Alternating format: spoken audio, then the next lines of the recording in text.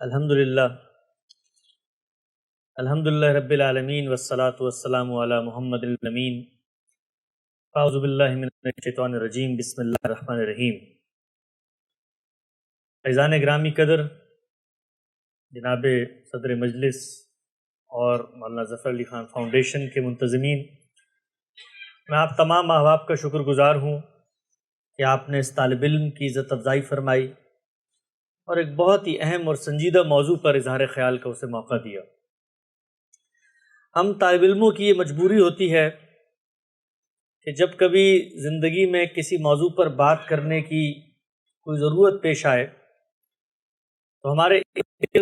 اس موضوع سے متعلق کیا افکار و نظریات ہیں، دنیا بھر میں اس موضوع سے متعلق کیا تصورات پائے جاتے ہیں، اور کچھ مانے جانے والی حقائق اور ریئلٹیز کو ایک طرف رکھ کے سچائی کے متلاشی کی حیثیت سے حقیقت کی تلاش میں سرگرداں ہوتے ہیں اور بحیثیت انسان اپنے نتائج فکر کو بغیر کسی تردد اور تأمل کے آپ حضرات کی خدمت میں رکھ دیتے ہیں۔ میں ابتدا میں عرض کرنا چاہتا ہوں کہ میں دین کا، مذہب کا، تاریخ کا ایک بہت چھوٹا سا اور ادنا سا طالب علم ہوں۔ جو افکار و خیالات اور نظریات میں یہاں پیش کروں گا عین ممکن ہے کہ آپ اس سے اپنے تعلق کا اظہار نہ کر سکیں، یہ بھی عین ممکن ہے کہ آپ کے دل میں اس کے بارے میں کوئی اختلاف رائے ہو۔ تو ایک طالب علم کے خیالات ہیں، ان کو ایک خیال کی حیثیت سے سنیں اور اس کا تجزیہ کریں۔ ممکن ہے کہ آپ کا اشکال، آپ کا اعتراض خود مجھے اپنی بات پر دوبارہ غور و فکر پر آمادہ کر دے۔ جس موضوع کا آپ نے انتخاب کیا ہے، اس وقت امت مسلمہ کے ہاں یہ سب سے زیادہ زیر بحث رہنے والا مسلمانوں کی جو مذہبی قیادت ہے وہ اسی موضوع کو سامنے رکھ کر عملی جدوجہد بھی کر رہی ہے، اور مسلمانوں کی جو سیاسی قیادت ہے اس نے گزشتہ 2 صدیوں میں اسی موضوع کو سامنے رکھ کر کچھ لائحہ عمل مرتب کیے ہیں۔ میں نہایت ہی مختصر وقت میں اپنے خیالات اس حوالے سے پیش کرنا شروع کرتا ہوں۔ 3 پہلوؤں سے میں گفتگو کروں گا اور میں چاہوں گا کہ ان تینوں پہلوؤں کو آپ الگ الگ کر کے دیکھیں۔ جس وقت ہم بات کرتے ہیں مسلمانوں کی، مسلمان بحیثیت جماعت، تو یہ آپ سب کے ذہن میں رہنا چاہیے کہ مسلمان اپنی جو تاریخ رکھتے ہیں اس تاریخ میں آج ہم کہاں کھڑے ہیں۔ مسلمان بحیثیت قوم کے اس دنیا میں کس وقت سامنے آئے؟ یہ اس وقت سامنے آئے جس وقت اللہ تعالیٰ نے اس چیز کا اعلان کیا کہ وہ اب دنیا میں ختم نبوت کریں گے۔ یعنی اللہ تعالیٰ نے یہ فیصلہ کر لیا کہ ایک آخری پیغمبر تاریخ کے ایک دور میں آئے گا، اور پیغمبر جو کام کرتے ہیں وہ ہدایت کا سرنامہ اور سررشتہ لوگوں کو دے کر دنیا سے رخصت ہو جائے گا، اور جو کام انذار بشارت کا ہے وہ اب کتاب کرے گی۔ یہ اسکیم اور مقصد تھا جس کے لیے اللہ تعالیٰ نے آج سے کم و بیش 4000 سال پہلے ایک ملت کا انتخاب کیا، اور اس ملت میں سے کچھ قوموں کو وہ ذمہ داری دی کہ وہ مشن جو انبیاء اور رسولوں کا ہے اس کو آگے بڑھائیں۔ ذریت ابراہیم، سیدنا ابراہیم علیہ السلام کی نسل، 2 قوموں کا انتخاب ہوا، اور ان قوموں کے انتخاب کے بعد پہلی دفعہ اللہ تعالیٰ نے اپنا ہدایت نامہ ان قوموں کو منتقل کیا۔ یہی وہ وقت ہے کہ جب پہلی دفعہ شریعت روئے زمین پر نازل کی گئی اور باقاعدہ اللہ کا حکم اور قانون ان کے سپرد کیا گیا۔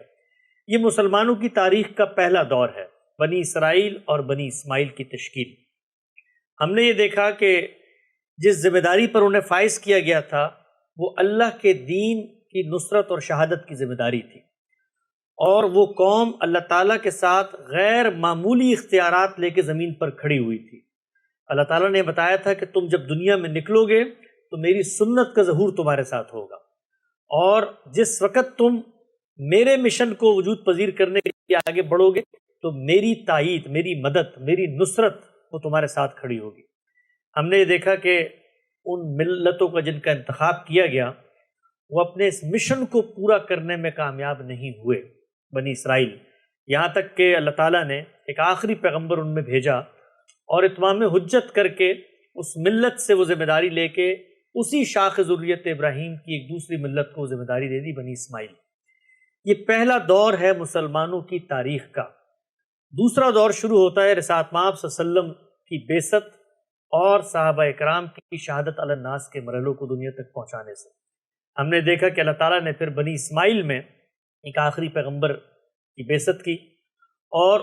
اس کو اور اس کی قوم کو یہ ذمہ داری دی کہ وہ اللہ کی کتاب اور اللہ کے کلام کو رہتی دنیا تک محفوظ کر کے آگے نسلوں کو منتقل کرے گی۔ یہ مسلمانوں کی قوم کی تاریخ کا دوسرا مرحلہ ہے۔ اس مرحلے میں بھی کچھ خدا کی سنتوں کا ظہور ہوا، اور اللہ تعالیٰ یہ بتاتے ہیں کہ جس وقت وہ کسی قوم کی طرف رسول کو بھیجتے ہیں تو وہ رسول محض کوئی منادی نہیں ہوتا، کوئی دائی نہیں ہوتا، بلکہ وہ روح زمین پہ آتا ہے اور اللہ کا آخری پیغام اپنے کمپلیوسو آرگومنٹ کے ساتھ اتمام حجت کے درجے میں واضح کر کے دنیا سے رخصت ہوتا ہے، اور جو قومیں اس کا منتظر ہوتی ہیں ان پر اس زمین پر جزا و سزا اور عذاب نازل کیا جاتا ہے۔ اللہ تعالیٰ نے یہ بھی بتایا ہے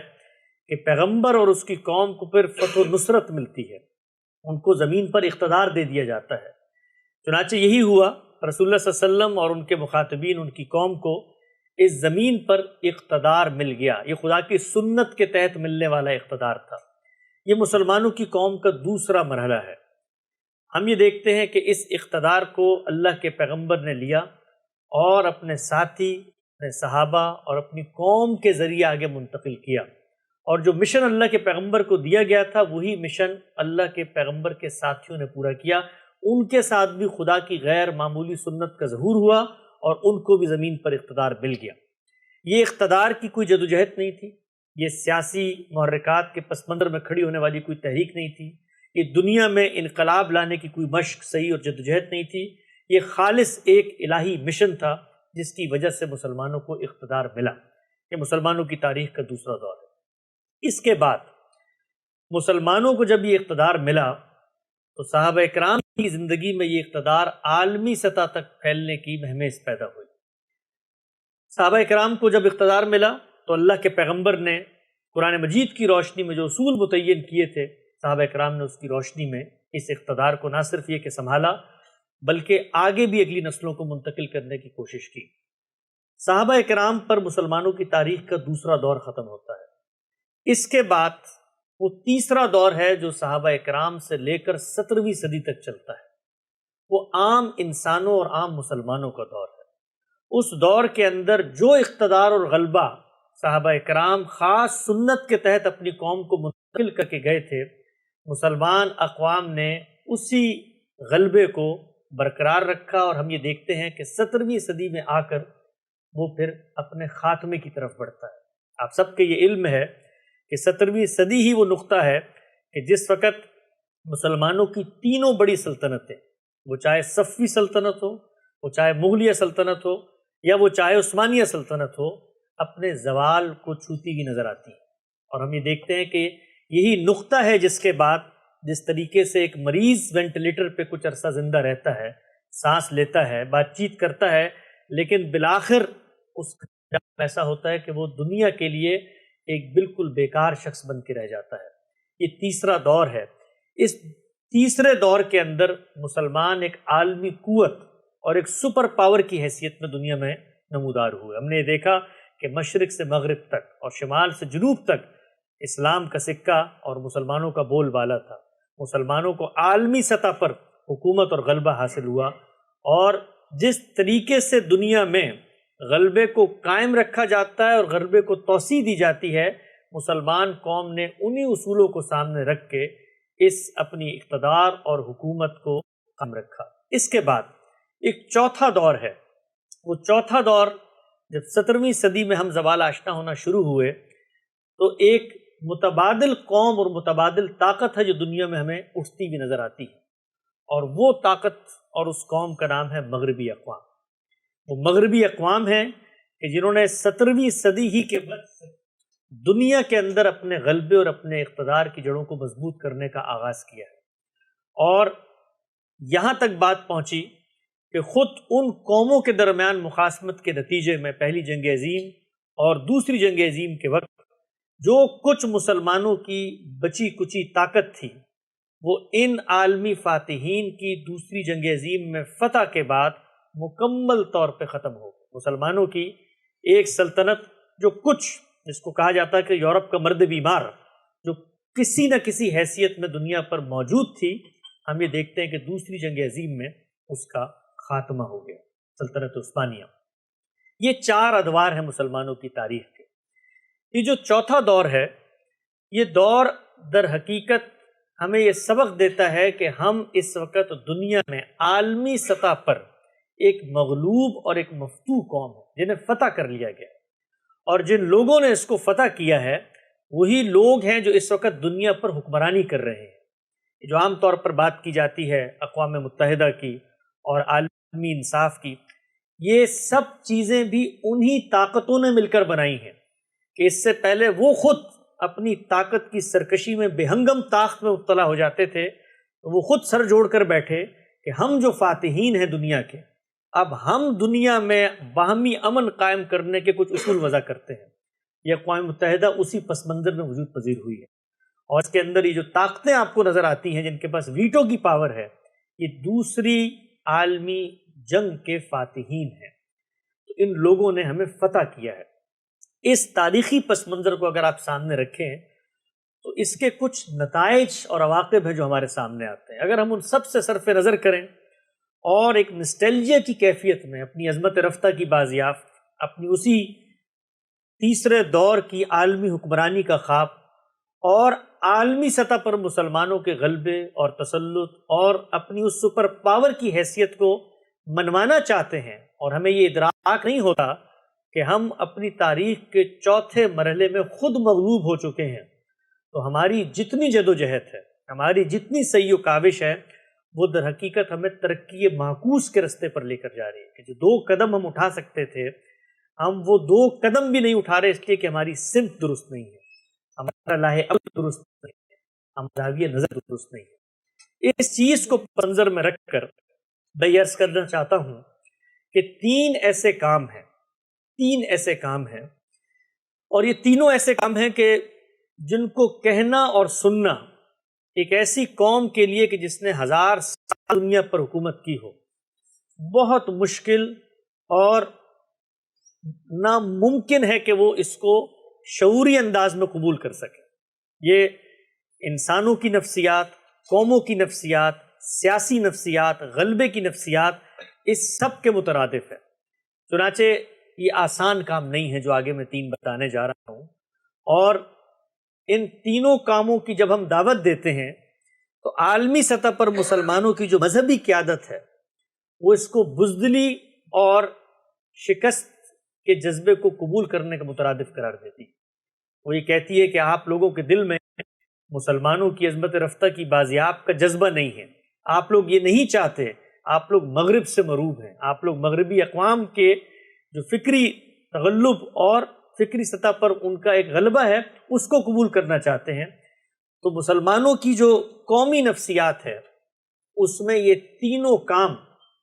کم و بیش ایسے ہیں کہ آپ ان کا نام لیں، ان کی صدا بلند کریں تو غیر مسلم تو ایک طرف اس وقت جن پہ دنیا کا قبضہ ہے، خود مسلمانوں کی ملت میں آپ کو اپنی پگڑی پونجی سر بازار نیلام کرنی پڑتی ہے، اور لوگ شعوری طور پر ان تینوں اقدامات کو سمجھیں کبھی قبول نہیں کرتے۔ تو میں عرض کرنا چاہتا ہوں کہ جو پہلا کام اس وقت مسلمان قوم کو بتانے کا ہے کہ ہم عالمی سطح پر شکست کھا چکے ہیں، یعنی یہ جو بات ہے کہ جی امت مسلمہ کا درپیش مسئلہ، اس میں پہلے مسئلے کا ادراک یہ کہ ہم یہ تسلیم کریں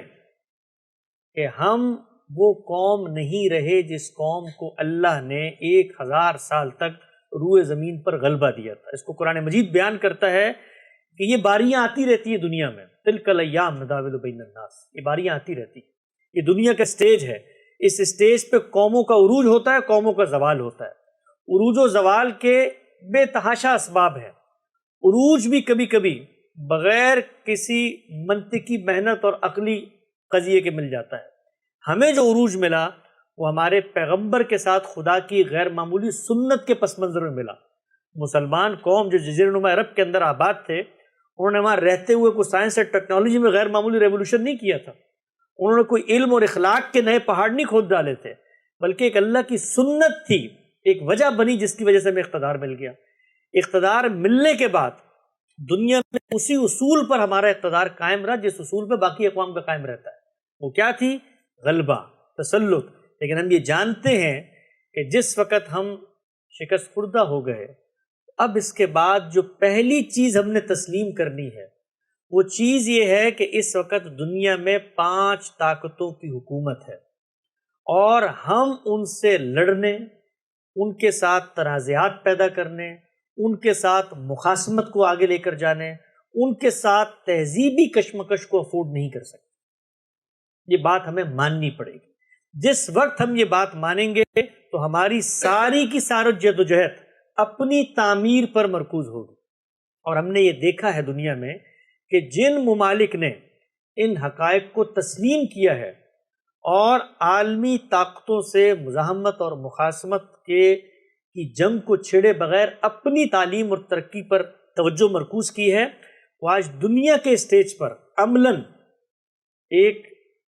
قابل فخر مقام لے کر کھڑی ہوئی ہیں۔ ہمارے سامنے ملیشیا کی مثال آتی ہے، ہمارے سامنے ترکی کی مثال آتی ہے۔ کیوں کھڑی ہوئی ہیں؟ کیسے ممکن ہے کہ اگر ہم اپنی تعمیر پر توجہ دیں تو ہم آزادی کا سانس لے سکتے ہیں؟ اس لیے ممکن ہے کہ اس دور میں یہ جو فاتحین ہیں جنہوں نے دنیا کو فتح کی ہے، یہ تمام تر جرائم کی تاریخ رکھنے کے باوجود کچھ اصولوں کو خود اپنے احتساب کے نتیجے میں مان چکے ہیں۔ ان میں سے پہلی چیز کیا ہے؟ قانون کی حکمرانی، کہ دنیا کے اندر کسی نہ کسی سطح پر ایک قانون ہے، ایک ضابطہ ہے۔ آپ لوگ یہ جانتے ہیں کہ اس سے پہلے جب فتوحات ہوتی تھیں تو اس کے بعد غلام اور باج گزار بنایا جاتا تھا، اور خواتین کو لونڈیاں بنایا جاتا تھا، اور اس کے بعد ان پر حکومت کی جاتی تھی۔ لیکن یہ اللہ تعالیٰ کا فضل ہے، اللہ تعالیٰ کا کرم ہے، اللہ تعالیٰ کا احسان ہے کہ زمانے کی حرکیات نے معاملات کو اس طرف پہنچا دیا کہ 1928 میں عالمی سطح پر اس چیز کو تسلیم کر لیا گیا کہ اب کوئی ملک کسی دوسرے ملک پر قبضہ کر کے اس کو لیجیٹیمیٹ نہیں قرار دے سکتا۔ نیشن اسٹیٹ کا یہ تصور ہم نے دیکھا کہ وہ اقوام جو دنیا بھر میں آباد تھیں، بڑے پیمانے پر نقل مکانی ہوئی، مختلف رنگ، مختلف نسل، مختلف نظریات اور خیالات اور مذاہب لے کر ایک خطہ ارض میں لوگ آباد ہوئے، تو اس خطہ ارض کو ایک سوورنٹی حاصل ہوئی۔ یہ لکیریں خود انہی عالمی قوتوں کی کھینچی ہوئی ہیں۔ تو دنیا کے اندر قانون کی حکمرانی کی بات تسلیم کرنے پر آمادہ ہوئے عالمی فاتحین۔ آپ تصور کریں ذرا کہ آج سے 200 سال پہلے جس وقت جنگ جیتی جاتی تھی، اس کے بعد یہ تصور نہیں ہوتا تھا کہ آپ کی زندگی بھی قائم رہے گی۔ لیکن دوسری جنگ عظیم کے بعد اس دنیا میں آج ہم مسلمان کم سے کم جینے کی پوزیشن میں ہیں۔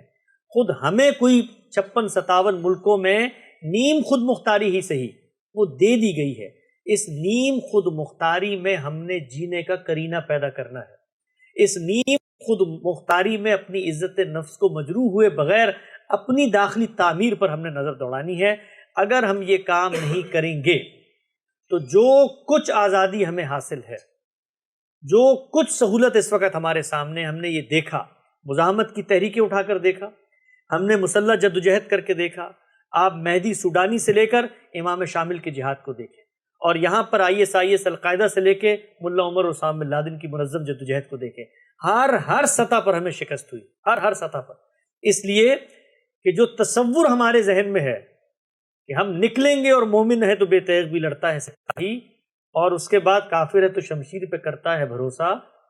جس مدد کے ہم انتظار میں ہیں وہ نصرت اور مدد مسلمانوں کی تاریخ میں آ چکی ہے، اور وہ ایک قوم کو حاصل ہو چکی ہے۔ یہ اللہ تعالیٰ کی سنت کے خلاف ہے کہ اگر اللہ نے آپ کو طاقت نہیں دی، اگر آپ کو صلاحیت نہیں دی، آپ کے اندر وہ قوت نہیں موجود کہ جس سے لڑا جا سکتا ہے، تو ہر لڑائی کا انجام شکست کی صورت میں نکلے گا۔ اور ہم نے یہ بھی دیکھا اس دنیا میں کہ پوری کی پوری نسلیں، یہاں پر ذکر ہوا مسئلہ فلسطین کا، ہماری تیسری نہیں چوتھی نسل ہے جو ایک سیاسی مسئلے کو اور یہ سمجھے بغیر کہ اس وقت عالمی قوتوں نے ایک ریاست کو وہاں وجود پذیر کیا ہے، معاملہ کرنے کی پوزیشن میں نہیں ہے، اور ایک آئیڈیل سچویشن کو سامنے رکھ کے اسی پس منظر میں، اسی نفسیاتی برتری اور تفوق کے جذبے میں معاملہ کرنا چاہتی ہے، جس میں معاملہ کرنا اس عہد میں بہت مشکل ہے۔ چنانچہ ہم نے اگر اپنی نسلوں کو، اپنے بچوں کو، اپنے آنے والے طبقے کو ایک پرامن معاشرہ دینا ہے، ان کو یہ بتانا ہے کہ ہم بھی دنیا میں بحیثیت قوم ایگزسٹ کرتے تھے، یہ ہماری تاریخ ہے اور ہمیں اپنی تاریخ پہ بڑا فخر ہے، ہم اس فخر کو آگے منتقل کر سکتے ہیں۔ لیکن یہ ساری کی ساری جدوجہد لڑائی اور مخاصمت کے دائرے میں نہیں ہوگی۔ اور میں یہاں یہ بھی کہنا چاہتا ہوں کہ یہ کر کے بھی ہم نے دیکھ لیا، ہمیں نتیجہ نہیں ملا۔ پچھلے 200 سال آپ بر صغیر کے اندر آزادی، جو جنگ آزادی ہوئی اس کی تاریخ سے لے کر آج تک دیکھ لیں، ہر جگہ پر جہاں پر ہم نے منظم جدوجہد کی وہاں میں شکست ہوئی۔ میں کل ایک پروگرام میں تھا تو وہاں مجھے ایک صاحب نے کہا کہ یہ بات تو آپ کی ٹھیک ہے، لیکن یہ کیوں نہیں ہو سکتا کہ 57 کے 57 عالمی ملک مل کے یہ جدوجہد کریں؟ تو میں نے ان سے عرض کیا کہ یہ جو 57 عالمی ممالک مسلمانوں کے جن کا آپ نام لیتے ہیں، یہ عالمی ممالک وجود پذیر کیسے ہوئے ہیں؟ یہ ان عالمی فاتحین نے لکیریں کھینچ کر آپ کو نیم خود مختاری دی ہے۔ ان کی معیشت کا حجم دیکھیں، ان کی ٹیکنالوجی کا پس منظر دیکھیں، اور جن ملکوں میں آپ بیٹھے ہوئے ہیں ان ملکوں کی حفاظت کی ذمہ داری انہوں نے لی ہوئی ہے۔ تو یہ کیسے ممکن ہے یہ خواب دیکھنا کہ 57 کے 57 اسلامی ممالک اٹھیں اور کہیں جی آج ہم جذبہ ایمانی سے سرفروش ہو کر پورے کے پورے عالم کے خلاف بغاوت کا اعلان کرتے ہیں اور اب ہمیں دنیا میں اقتدار مل جائے گا۔ تو جو پہلا نقطہ میں عرض کرنا چاہتا ہوں وہ یہ کہ اپنے عہد کو پہچانیں۔ امام محمد بن حسن شیبانی کا ایک قول ہے، وَمَن لَمْ يَعْرِفْ عُرْفَ زَمَانِهِ فَهُوَ جَاهِلٌ، جو زمانے کے حقائق سے نہیں اپنے آپ کو متعارف کرواتا وہ بے خبر ہے۔ تو ہم مسلمان اس بات کو تسلیم کریں کہ جو ہمیں ایک رول اللہ نے دیا تھا وہ رول ہم نے پورا کیا ہے، اور وہ ہمارے لیے قابل فخر ہے۔ ہماری تاریخ اس کے بہت سارے روشن اور بڑے جاویداں اور بڑے درخشاں اور بڑے اچھے پہلو ہیں جو اپنی نسلوں کو منتقل کر سکتے ہیں۔ لیکن دوبارہ سے اسی جدوجہد کے غلبے میں سرگرداں ہونا، جو اس وقت عالمی قوتیں موجود ہیں ان کے ساتھ دائمی مخاصمت اور لڑائی مول لینا، اس کا کوئی نتیجہ نہ نکلا ہے نہ نکلے گا، اور جو طاقت ہمیں حاصل ہے وہ طاقت بھی ہم سے چلی جائے گی۔ ہمیں نیم خود مختاری ملی ہے، دنیا کے اندر جمہوریت کی بات ہوتی ہے، ہم اپنے ہاں اچھے حکمرانوں کا انتخاب کر سکتے ہیں، اپنی قومی تعمیر کر سکتے ہیں۔ ہماری توجہ ہمارے داخل پہ ہونی چاہیے، نہ کہ ایک تہذیب کے مقابلے میں اپنی امت کی برتری ثابت کرنے۔ یہ پہلا نقطہ ہے۔ دوسرا نقطہ یہ ہے کہ مسلمان کیوں کہلاتا ہے؟ مسلمان اس لیے کہلاتا ہے کہ وہ اللہ کے دین کو دنیا میں مانتا ہے، اسلام، اسی سے ہماری نسبت بنتی ہے، وصف بنتا ہے کہ ہم مسلمان اسلام کے ماننے والی ہم قوم ہیں۔ اگر ہم اسلام کے ماننے والی قوم ہے تو یہ ضروری ہے، ناگزیر ہے کہ اسلام ہماری زندگی کا نظریہ حیات بنے، اسلام ہمارا لاہ عمل اور آدرش بنے۔ لیکن ہم یہ دیکھتے ہیں کہ اس وقت دنیا میں مذہب کا نام تو سب لیتے ہیں اور اپنی شناخت بھی مسلمان بتاتے ہیں، لیکن حقیقت یہ ہے کہ مذہب اسلام کیا تعلیمات دیتا ہے، مذہب اسلام کے کیا نقطہ نظر ہیں، مذہب اسلام شریعت کا کیا تصور رکھتا ہے، ہم لوگ اس وقت عملی طور پر اپنی زندگی میں اس کی کوئی افادیت محسوس نہیں کرتے۔ آپ کو شاید یہ بات جان کے حیرت ہو کہ کسی شخص سے اٹھ کر پوچھیں کہ جو اسلام کی تعلیمات قرآن مجید ہمیں بتاتا ہے، کیا تم شعوری طور پہ اس کو اپنی زندگی میں اپنانے پر آمادہ ہوگے؟ کبھی بھی نہیں ہوگا۔ وجہ کیا ہے؟ آپ دیکھیے ہمارا نظام، اس وقت ہم پاکستان میں ہیں، پاکستان کے اندر جو کچھ نظام موجود ہے اس وقت عالمی سطح پر دیکھیں، آخری مملکت تھی سلطنت عثمانیہ جس کے اندر فقہ حنفی تھی، اور وہاں پر خاتمے کے بعد عالمی سطح پر جو ہماری اپنی قانون کی روایت تھی جو مسلمان علماء نے پیدا کی تھی، ہم اس کو بھی اپنی زندگیوں میں ریلیونٹ رکھنے کے لیے آمادہ نہیں ہیں۔ اس وقت پوری دنیا میں کہیں بھی دین اسلام کی وہ جو حقیقی تعلیمات ہیں لوگ ان کو نہیں اپنا رہے۔ کیوں نہیں اپنا رہے؟ یہ سوال ہے۔ اس لیے نہیں اپنا رہے کہ مذہب اور اسلام ایک چیز ہے اور اس کو سمجھنے سے جو فکر ڈیولپ ہوتی ہے وہ دوسری چیز ہے۔ ہم مسلمانوں نے گزشتہ کئی صدیوں سے اسلام کو سمجھنے کا جو تھاٹ ڈیولپ ہوا ہے اس کو دوبارہ سے ریوائز کرنا، اس کو کریٹیکلی ریویو کرنا، اس کو ریکنسٹرکٹ کرنا، اس کو ری لرن کرنا، یہ پوری کی پوری جو جدوجہد ہے اس کا خاتمہ کر دیا، قومی سطح پر خاتمہ کر دیا ہے، اور ایک جامد محض تقلید کا ذہن ہے جس میں ہم جیتے ہیں۔ آپ دیکھیے اس ملت کے سب سے بڑے محسن علامہ اقبال نے بھی یہی نعرہ لگایا کہ دوبارہ سے اٹھو، ریکنسٹرکشن آف ریلیجس تھاٹ کرو، مذہب اور مذہبی فکر یہ دو الگ الگ چیزیں ہیں۔ جس وقت تک مسلمان مذہبی فکر کو ریویو نہیں کریں گے اس وقت تک مذہب ان کا نظریہ نہیں بن سکتا۔ ہم یہ دیکھتے ہیں اس وقت خود ہمارا جو مذہبی فکر ہے، ایک جدید پڑھے لکھے انسان کو وہ مذہبی فکر آپ بتائیں، کبھی تجزیہ کریں، اس کا تجربہ کریں کہ جو کلاسیکل مذہبی فکر آپ کے پاس موجود ہے، آپ کو حیرت ہوگی کہ جس زمانے میں ہمارے ارد گرد کے ممالک کے اندر باقاعدہ ایک نظام حکومت بنا اور انہوں نے اسلام کی ایک تعبیر وہاں پر رائج کی، جس میں آپ داڑھی رکھے بغیر اس مملکت میں داخل نہیں ہو سکتے، جس میں شخصی آزادی کا کوئی تصور نہیں ہے، جس میں عورتیں تعلیم نہیں حاصل کر سکتی، جس کے اندر جمہوریت کفر ہے، جس کے اندر موسیقی سننا یہ حرام ہے، جس کے اندر مثال کے طور پہ تصویر کشی کرنا ممنوع ہے، جس کے اندر انٹرٹینمنٹ کے تمام ذرائع جو ہے ان کے اوپر بین پروہیبٹڈ ہیں، جن کے اندر آپ کوئی سیاسی نقطہ نظر پیش نہیں کر سکتے، جس کے اندر آپ جو کچھ فہم ڈیولپ ہو چکا ہے اس سے اختلاف نہیں کر سکتے، یہ نظریے پیش کیے گئے۔ تو یہاں کے کچھ دانشوروں نے اٹھ کر کہا کہ بھئی یہ چیز تو اسلام نہیں ہے، تو انہوں نے پھر نکال کے دکھایا کہ یہ اسلام نہیں ہے تو پھر وہ کیا ہے جو کتابوں میں آپ نے لکھ کے ہمیں پڑھایا تھا؟ یہ سب کچھ تو خود آپ کی کتابوں کے اندر لکھا ہوا ہے۔ تو ہم یہ دیکھتے ہیں کہ اس وقت چاہے وہ ایک جدید نوجوان ہو جس کا ایک ورلڈ ویو بنا ہوا ہو، جو جانتا ہے کہ دنیا کے اندر معاملات کیسے ہوتے ہیں، اس کو جب آپ مذہب اسلام کی وہ تعبیر پیش کرتے ہیں، میں پھر بار بار زور دے کے کہہ رہا ہوں اسلام نہیں، اسلام کی تعبیر، علماء کا فہم، مسلمانوں کی فکر پیش کرتے ہیں، تو وہ ان کو اپنی زندگیوں سے ریلیٹ ہوتی ہوئی نظر نہیں آتی۔ تو مسلمانوں نے اگر اس دنیا میں بحیثیت مسلمان کھڑے رہنا ہے اور اپنی دین کو اپنا شناخت بنانا ہے، ان کو اپنے مذہبی افکار کو ری وزٹ کرنا ہوگا، اور وہ آوازیں، وہ مجددین جو اس وقت دنیا بھر میں اس اسلام کی تعبیر نو پیش کر رہے ہیں، اس کے افکار کو کریٹیکلی انالائز کر رہے ہیں، ان کی بات کو بھی سننا ہوگا، ان کو اپنی سوسائٹیوں میں جگہ دینی ہوگی، اور وہ اسپیس پیدا کرنی ہوگی کہ ہم مذہب ریویو نہیں کر رہے، مذہب ایک ہے، وہ قیامت تک ریلیونٹ ہے، اس کو جو انسانوں نے سمجھا ہے اس فکر کو ریویو کر رہے ہیں۔ اور آخری بات جس کو کر کے میں خاتمہ کلام کروں گا وہ یہ ہے کہ آپ عالمی سطح کے طاقت ہوں یا آپ کوئی مفتو یا محکوم قوم ہو، آپ کا سروائیول ایک چیز پر منحصر ہے، اور وہ یہ ہے کہ آپ نے علم اور اخلاق میں اپنے ہاں برتری پیدا کرنی ہے۔ یہ غلامی میں جینے کا بھی کرینہ ہے اور یہ حکمرانی میں جینے کا بھی کرینہ ہے۔ اگر آپ کے ہاں علم اور اخلاق میں پستی آتی ہے تو پھر کوئی بھی قوم اس دنیا کے اسٹیج پر کھڑی نہیں رہ سکتی۔ علم اور اخلاق میں بلندی کی جو شہرک و رشتہ ہے وہ تنقیدی ماحول کو پیدا کرنا ہے۔ ہم مسلمانوں نے اس وقت دنیا میں جہاں جہاں ہمیں اقتدار حاصل ہے، جس چیز کو سب سے زیادہ روکا ہے وہ تنقید ہے، وہ کرٹیسزم ہے، وہ مختلف نقطہ نظر کو سننے کا حوصلہ نہ پیدا کرنا ہے۔ یہ جو تنقید ہے، نقد و نظر ہے، یہ دنیا میں ترقی کا بھی راز ہے، یہ دین میں ترقی کا بھی راز ہے۔ جس وقت تک ہم سب انسان ہیں، ہم سب اپنا ایک ماضی، اپنی ایک تاریخ، اپنا ایک علم رکھتے ہیں، وہ محدود ہے، اس میں قلت ہوتی ہے، تدبر میں بھی، غور و فکر میں بھی۔ جب کوئی صاحب علم کوئی نقطہ پیش کرتا ہے، کوئی رائے پیش کرتا ہے،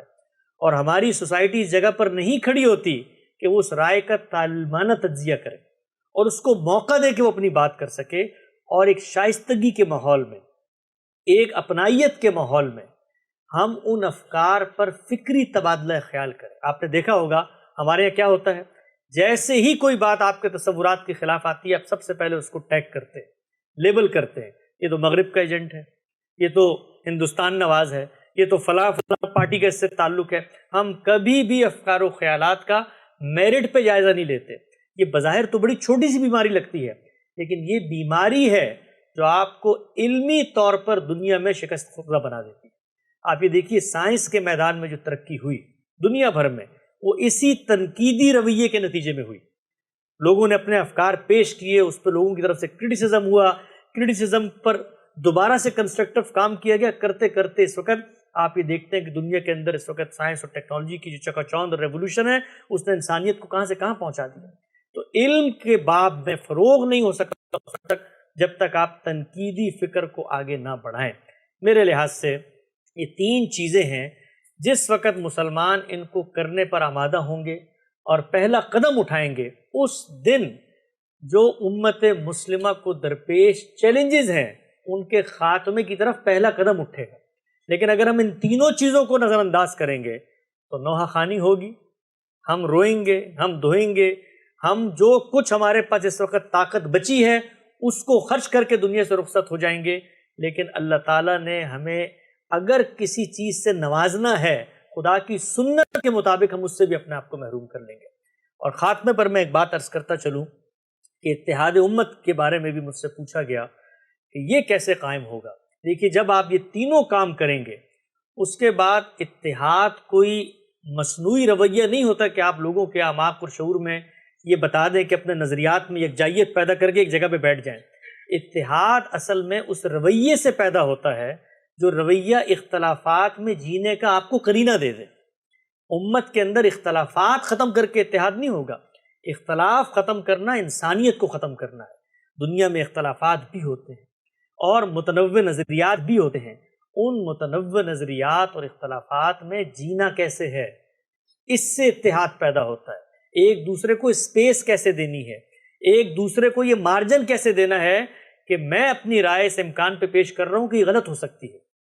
اور میں تمہاری رائے اس امکان پہ رد کر رہا ہوں کہ میرے نظر میں اس کی صحت میں اسقام ہے۔ تو جس وقت تک یہ رویہ مسلمانوں میں پیدا نہیں ہوگا اس وقت تک اتحاد کے جتنے خواب دیکھے جاتے ہیں وہ مصنوعی تقریبات کے اندر مختلف فرقوں اور مسالک کے علماء کو بٹھا کر تصویریں کھنچوانے کی حد تک تو بہت حد تک حاصل ہو جائے گا، لیکن حقیقی سطح پر نسلوں میں وہ شعور منتقل ہو کہ ہر مسلک، ہر فرقے، ہر نقطہ نظر کے آدمی کی بات سننی ہے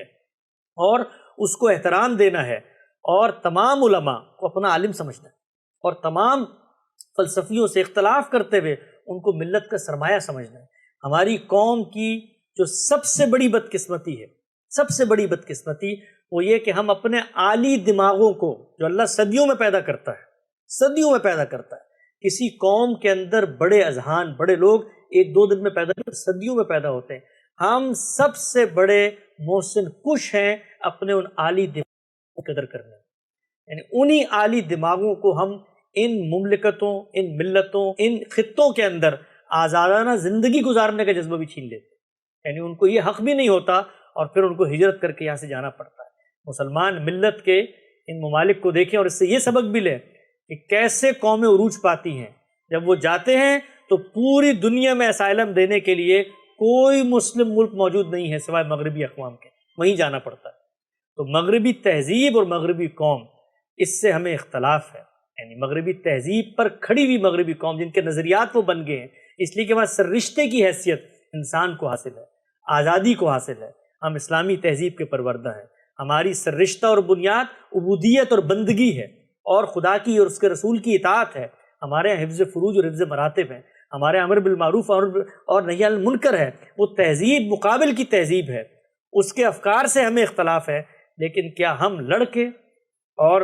ان کے ساتھ مخاصمت کا رویہ اپنا کر فتح پا سکتے ہیں؟ یہ وہ خواب ہے جو اس ملت کو 200 سال سے ہمارے لیڈر اور رہبر اور رہنما اور مقتدر حلقے سنا رہے ہیں، اور شرمندہ تعبیر ہونا تو درکنار، جو کچھ ہمارے پاس ہے وہ بھی ریت کی طرح ہماری مٹھی سے نکلتا چلا جا رہا ہے۔ یہ کچھ طالب علمانہ سی گزارشات تھیں، اس امید پر میں نے آپ حضرات کی خدمت میں رکھ دی ہیں کہ خود یہ ایک مسافر کی ایک تلاش حق کی جستجو کی داستان ہے۔ ممکن ہے بہت ساری چیزیں آپ کو اس میں درست نہ لگیں، لیکن آپ کو حق ہے اس پر تنقید کرنے کا۔ میں ایک مذہبی پس منظر رکھنے والا آدمی ہوں، میں نے اس جگہ سے اپنی زندگی کا آغاز کیا تھا جہاں پر انہی خیالات کو لے کے لوگ سوسائٹی میں نکلے ہوئے تھے، ایک بہت ہی ہارڈ کور متشددانہ پس منظر، مذہبیت کا پس منظر، اور میں نے خود اپنی اس چھوٹی سی زندگی میں یہ دیکھا ہے کیسے نظریات کا یہ سفر آپ کو آپ کی تعمیر کی طرف لے جا سکتا ہے۔ اقول قولی ھذا واستغفر اللہ لی ولکم ولسائر المسلمین۔